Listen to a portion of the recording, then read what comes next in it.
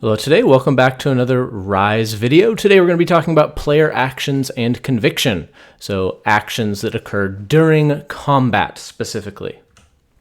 So the three types of actions a player can make on their turn are major actions, minor actions, and movement actions. There are some other types of actions as well. Those would include variable actions, which could be either a major or a minor action, depending on the skills or abilities you have, as well as what type of action it is. Free actions, which can be used without having to spend any of those three before, the major, minor, or movement. And time-based actions, actions that would be separate from major, minor, and movement, but instead require a certain amount of time to pass. Time-based actions generally cannot be performed during combat. So the major actions that are currently available to a level 1 character in Rise are melee attack, ranged attack, defend, and sprint. So I do want to clarify that there are many more major actions in Rise, but these are the ones that are available to every single character at level 1.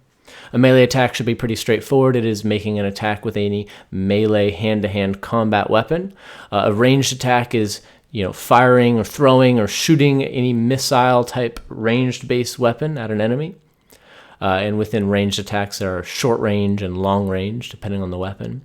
Defend allows you to concentrate primarily on defense for the round instead of attacking. You're trying to increase your defense and dodging attacks. And then sprint, where you would be focusing primarily on your movement, trying to get extra movement in your turn.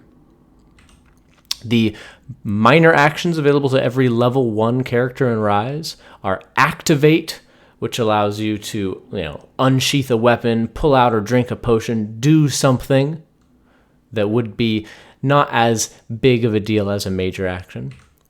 Aim, which would give you a bonus towards hitting something either with a melee or a ranged attack.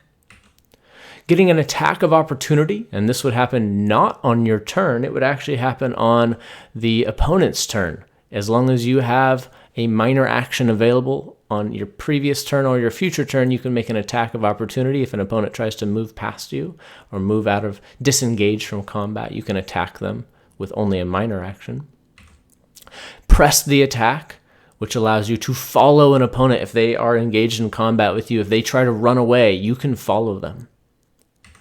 Prepare, where you can, instead of performing your major action on your current turn, you can prepare an action to be done at a later point during the combat encounter. However, it can only be used up until your next turn. So you can interrupt any character at any point to perform your prepared action, but once it's your turn again, that previous prepared action is lost if you didn't use it. And finally, stand firm. This would allow you to prevent yourself from getting knocked over or pulled away or any kind of thing that would affect your movement. The movement actions available to you is move, go prone and stand up, and mount or dismount something. So move is obviously you would use your movement speed to determine how far you can move. It is half the distance that a major sprint action would be. Go prone and stand up if you wanted to lay down or stand up, essentially.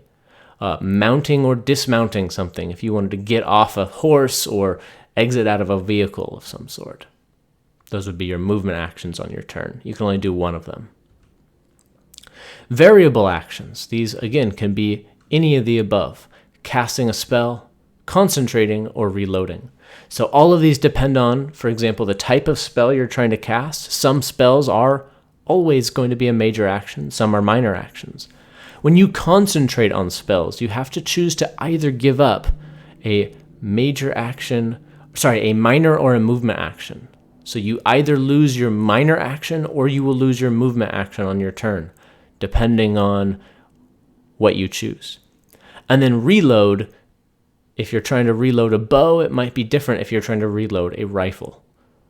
The type of action you have to use, either major or minor.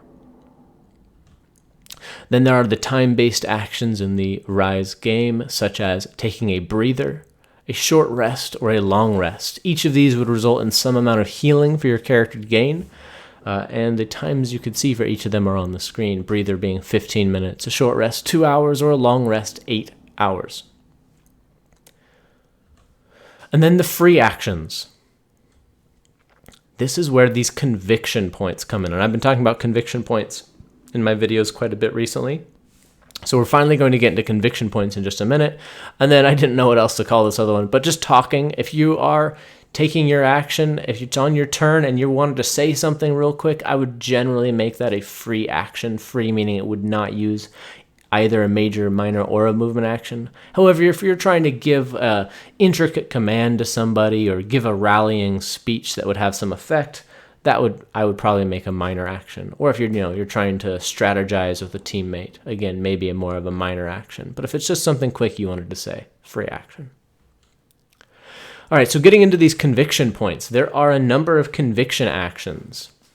And I do want to clarify very quickly, a conviction action, conviction points are used for conviction actions. And you can spend a conviction point at any point during the combat encounter. It does not need to be your turn. However, you can only spend one conviction point per round. So a round is from the beginning of your turn till it's your turn again. So you can't use another conviction point if it hasn't been your turn again. You also cannot use a conviction point if you are currently dying. And the timing of when the effects of the conviction action is up to the GM's discretion. So I'm going to give some examples in a minute. The way you get conviction points in order to use some of these conviction actions, well, the GM awards a conviction point whenever a player will complete one of their goals. They roll a legendary test result, which is rolling the maximum possible roll out of 3 6-sided dice. That would be a 6 3 times. Whether the player completes a quest or otherwise somehow impresses the GM significantly. So some of these actions. First, we have the stunt conviction action. This will allow you to roll a 1d6, a 1 6-sided dice, and whatever the result of that roll, you will gain doubles points equal to that result for use on your current action. So let's say I was trying to attack a target. I did not roll any doubles points, and I wanted to use a conviction action to get some doubles points. So I would use the stunt conviction action. I could also use the stunt conviction action if I had already gained doubles points, but I didn't have enough for what I wanted to do. There's the reroll conviction stunt. Or conviction action. Using the reroll action will allow you to reroll your current test result, whether that be damage roll or a test result or anything of any kind of test or roll that you made, you can reroll it. The dodge conviction action. This doesn't give you an automatic dodge to an attack, but it does give you +2 to your defense until your next turn. So it's a very good action to use immediately on your turn or right after your turn so that you can gain that defense to help dodge attacks. Surge. At any given point during the encounter, whether it's your turn or not, you can use the surge action to automatically gain a major action. Heal. This would allow you to regain some health. And restore, which will allow you to automatically regain some MP or magic points. And we went over magic in our previous video yesterday. So this is the actions that are available in Rise. Thank you guys so much for watching. If you have anything that you want to learn about Rise, please leave it in the comments below.